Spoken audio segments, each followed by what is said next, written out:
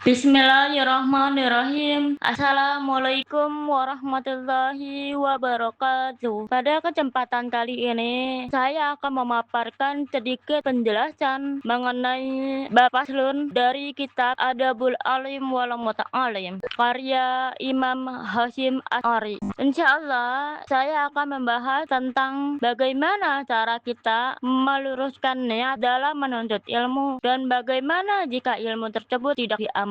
Sebelum saya memulai menjelaskan materi, izinkan saya membacakan teksnya terlebih dahulu.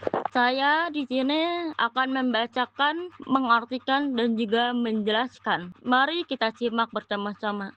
Wa anhu sallallahu alaihi wasallam man ta'allama ilman li ghairillah aw arada bihi ghaira wajhillahi ta'ala falyatabawwa maq'aduhu minan nar. Wa anhu sallallahu alaihi wasallam, dan dari Nabi Shallallahu Alaihi Wasallam, beliau bersabda, man, barang siapa ta'allama, yang mempelajari ilman, suatu ilmu, li ghairillah, yang tujuannya bukan karena Allah, aw arada, atau menginginkan, bihi, sesuatu, ghaira wajhillahi ta'ala, yang tujuannya bukan mengharapkan wajah Allah, falyatabawwa, maka akan disiapkan baginya maq'aduhu, tempat duduk, minan nar, di neraka. Nah, jadi maksud dari hadis ini bahwa niat merupakan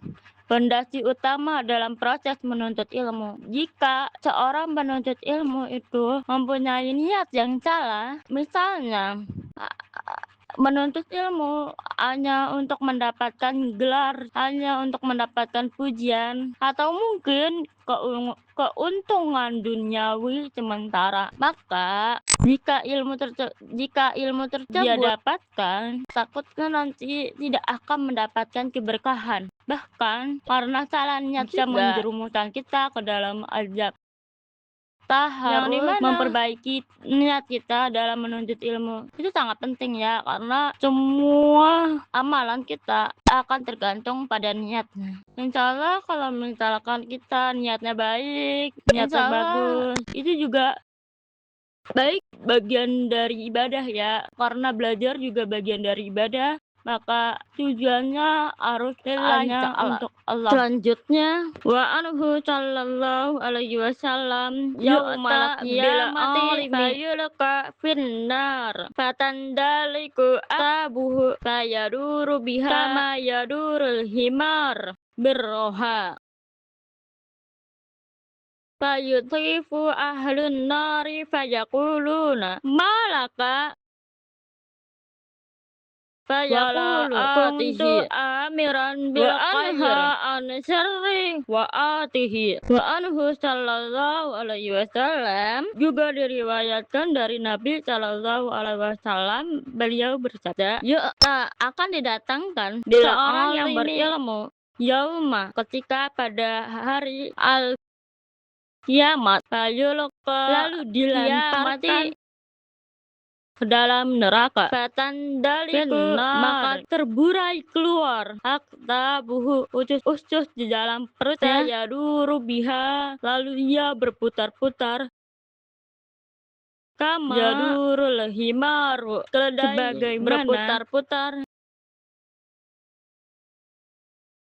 berroha, di tempat penggilingannya, fayutifu, maka mengerumuninya ahlun nari, penduduk neraka, fayaquluna, sambil bertanya kepadanya, malaka, apa yang terjadi denganmu? Fayaqulu, maka ia menjawab, kuntu, aku adalah amiran, orang yang memerintahkan bil khairi, kepada kebaikan, wala, dan tidak hatihi, aku tidak melakukannya, wa anha, dan aku melarang hanisari, keburukan, wa atihi, tapi aku malah melakukan. Nah, maksud dari hadis ini akan diriwayatkan bagi maksud dari hadis ini menjelaskan bagaimana balasan bagi orang yang menuntut ilmu namun tidak mengamalkan ilmunya. Digambarkan bahwa nanti pada hari kiamat akan didatangkan seorang alim, lalu ia dilemparkan ke dalam neraka hingga isi perutnya terburai keluar. Ia berputar-putar dengan ususnya bagaimana keledai berputar di batu penggilingan. Nah, ketika ditanya sama penghuni neraka, ia menjawab, dahulu aku memerintahkan kebaikan tetapi aku tidak melakukannya, dan aku melarang keburukan tetapi aku sendiri melakukannya. Nah, dari hadis ini betapa mengerikannya ya balasan bagi orang yang dia punya ilmu tapi dia tidak mau mengamal atau mungkin malas untuk mengamalkannya. Hadis ini sebagai teguran ya, atau mungkin sebagai pengingat bagi kita bahwasannya jika kita punya ilmu maka sebisa mungkin kita mengamalkan ilmu tersebut. Seringkali kita mudah menyampaikan nasihat kepada orang lain namun kita lemah dalam pengamalannya. Kita semangat berkoar-koar tapi sendirinya malah masih melakukan.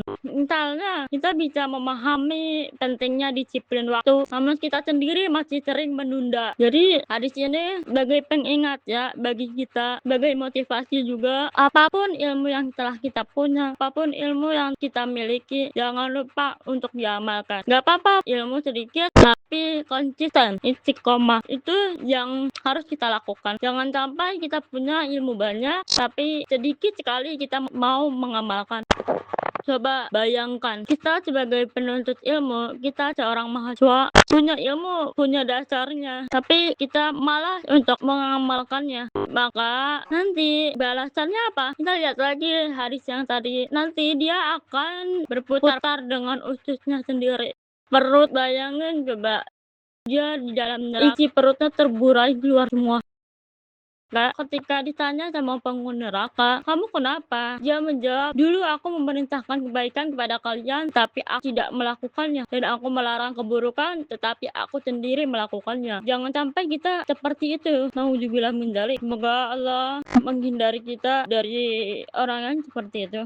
Berdasarkan dari dua hadis tersebut, saya sebagai pemateri ingin menyampaikan beberapa pesan bagi kita, terutama untuk para penuntut ilmu. Yang pertama, kita harus melakukan evaluasi niat secara berkala.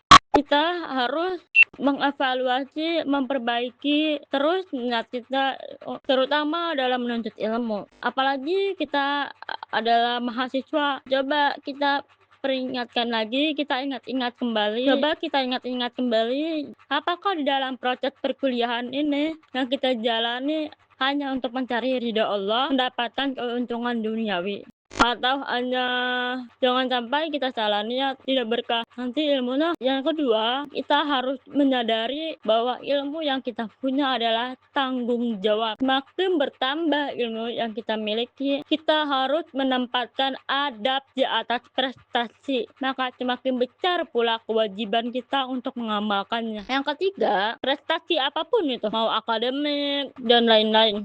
Kenapa? Karena tingginya IPK atau nilai tidak akan berarti apabila tidak diiringi dengan akhlak yang baik, akhlak kepada dosen, pada ilmu, dan kepada teman-teman semuanya. Jangan lupa adab terlebih dahulu yang kita pelajari, baru ilmu, karena adab lebih tinggi posisinya dibandingkan ilmu. Intinya, bab ini mengajarkan bahwa tujuan utama dari menuntut ilmu bukan hanya untuk memperoleh gelar akademik, melainkan untuk mencapai keberkahan dan kemanfaatan bagi orang lain, baik di dunia maupun di akhirat. Ingat, khairun nasi wa anfa'uhum linnas. Khairun nasi wa anfa'uhum linnas. Setiap manusia akan membawa manfaat bagi orang lain.